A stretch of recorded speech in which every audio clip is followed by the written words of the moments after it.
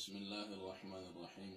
قال النبي صلى الله عليه وسلم: إذا دخل رمضان فتحت أبواب السماء، وفي رواية فتحت أبواب الرحمة، وفي رواية فتحت أبواب الجنة، أو كما قال النبي صلى الله عليه وسلم. رمضان المبارک کی فضیلت آپ صلی اللہ علیہ وسلم کے فرامین گرامی سے واضح ہوتی ہے۔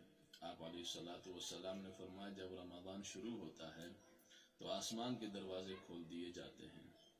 ایک روایت میں فرمایا کہ رحمت کے دروازے کھول دیے جاتے ہیں، اور ایک روایت میں فرمایا آپ علیہ الصلوۃ والسلام نے جنت کے دروازے کھول دیے جاتے ہیں اور جہنم کے دروازے بند کر دیے جاتے ہیں۔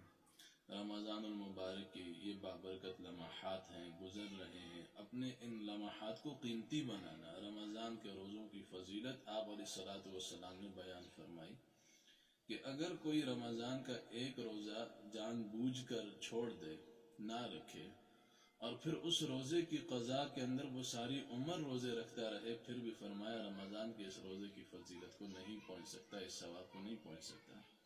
آپ علیہ الصلوۃ والسلام نے فرمایا رمضان اتنی رحمتوں اور برکتوں والا مہینہ ہے کہ اس مہینے کے اندر جو بھی کوئی بھلائی کا کام کرے گا اس کو ایک فرض ادا کرنے کے برابر ثواب ملے گا۔ من تقرب فیہ بخصلۃ من الخیر کان کمن ادی فریضۃ فیما سواہ۔ جس نے کوئی بھی نیک عمل کیا، بھلائی کا کام کیا، وہ ایسا ہے گویا اس نے فریضہ ادا کیا۔